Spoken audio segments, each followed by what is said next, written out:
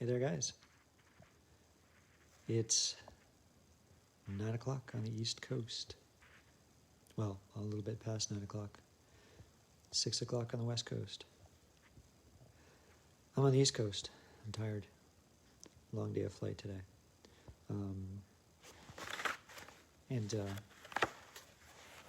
It's jarring to kind of be in one coast, like one side of the continent, 8 hours ago, and then here. I know it's modern technology, but there's like a readjustment or something that has to go on,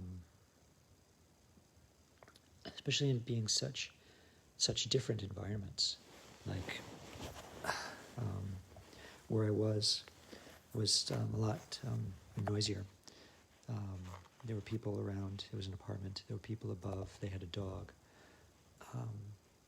So it was a lot noisier. And being here back in my home, it's like the silence is deafening. It really is. It's like, it's just, you can hear the silence. Hey, George, how are you? Thanks for joining. But you can hear the silence. And so I'm in a relationship with a woman out on the West Coast. She's coming back here, but out there, she's out there working right now. And we've been in this long distance relationship for about 2 years now. And there's a really good book that I read. I've read on here a number of times called How to Love. It's a cute little book. I picked this up a number of years ago. It's got really inspiring little passages and very intuitive book. And so I'm kind of longing for her because, like I said, this morning I was with her and now I'm not. And we just spoke on the phone. And it's like, wow, it's just weird how things can just change so quickly. And I started to think about kind of what bonds us together and what keeps a relationship together. And then I was flipping through the book, and aspirations, the sharing of aspirations, that's one page in the book. And I was thinking, yeah, that's definitely one thing. So I'm just going to read this book, and I'm just going to kind of share my perspective and how it relates to my life and how having the same aspirations has helped me with this relationship, have it blossom. So it says the sharing the same aspiration. In a relationship, when you and your partner share the same kind of aspiration, you become one, and you become an instrument of love and peace in the world.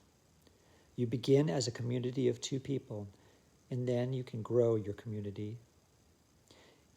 In the practice center where I live, there are over 100 of us. We have the same concerns, the same desires, and the same future. There is no longer a place for jealousy because we are all faithful to the same aspiration. We share everything, but we still have our freedom intact.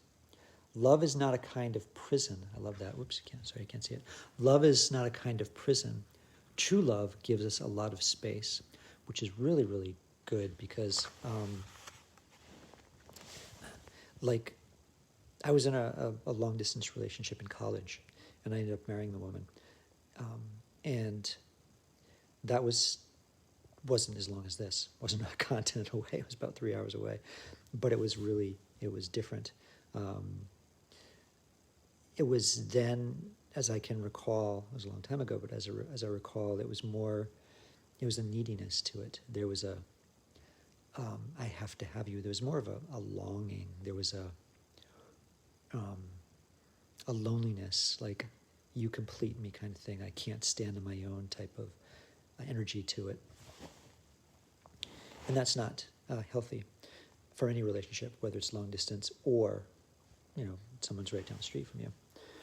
It doesn't work. It just won't work. You have to be complete yourself in order to come to a relationship and give of yourself fully.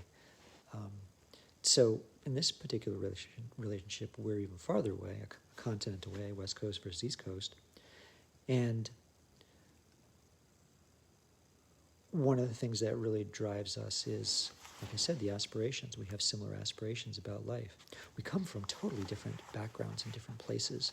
She's artistic and into fashion and very lighthearted and whimsical. I picture like a little fairy kind of dancer, or a butterfly.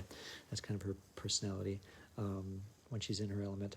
And I'm more reserved and analytical and chemistry and science kind of thing.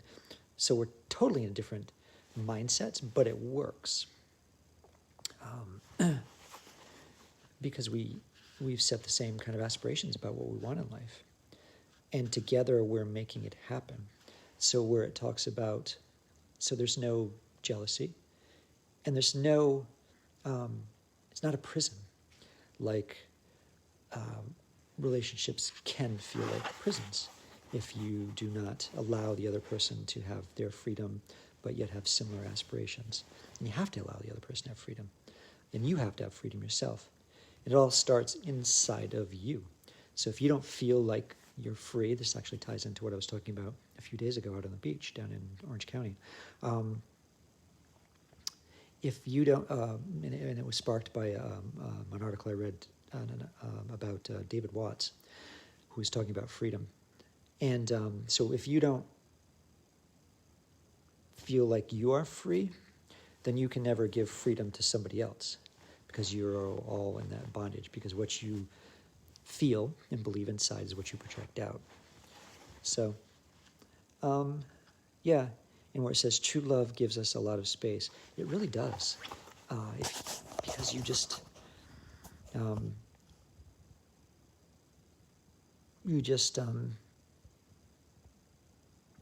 connected. It's really interesting.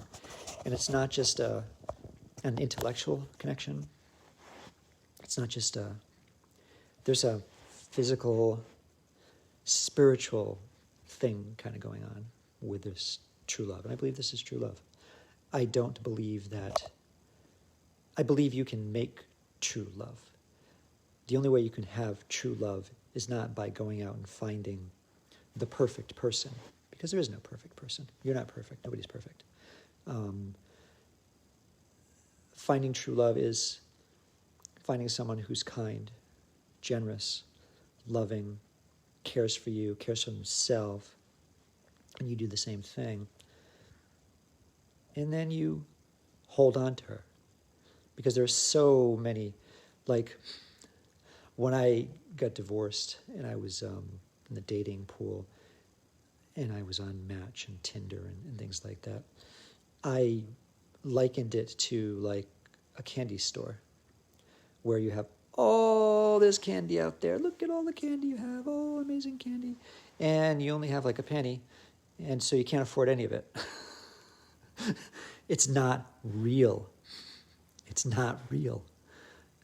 And it's the same thing with these dating apps and what people are going through with social media. It's not real.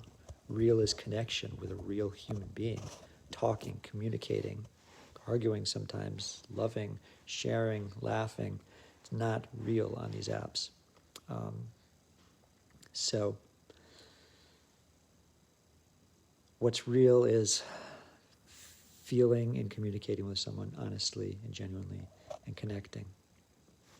So that's what I had to say about, that's kind of what it came up for me today, because I'm in a longing kind of, just kind of a misuse state, and just readjusting to my life out here on the East Coast. And it's interesting because even though I'm here and she's there, we're still working on our plans for our life. She's working on hers, what she can do, and I'm working on what I can do over here.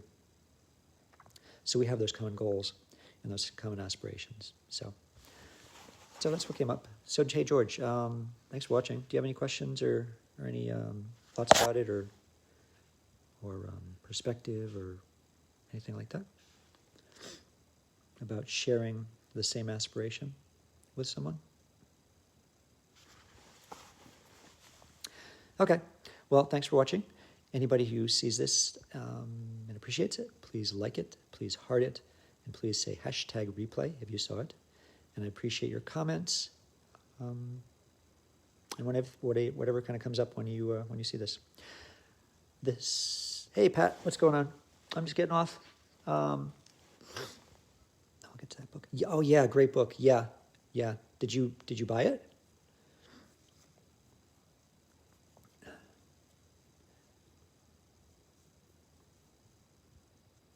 Okay. Yeah, if you didn't, I think you know which one it is. If not, I can IM you and let you know what it is. But it's a really cool book. I love it. It's just a cute little book.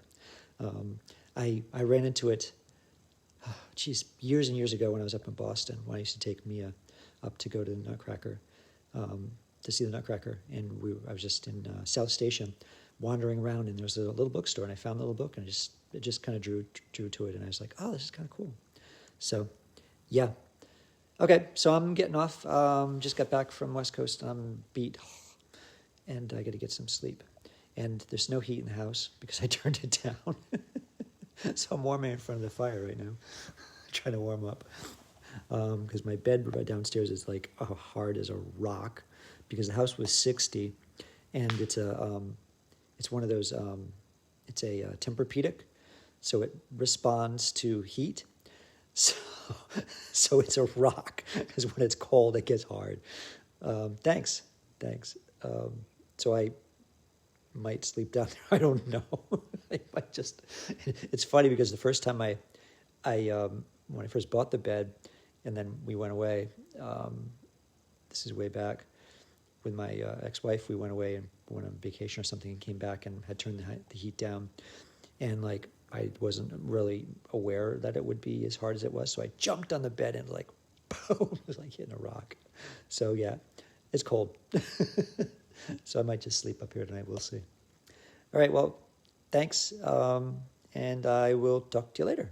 Have a great night. Bye.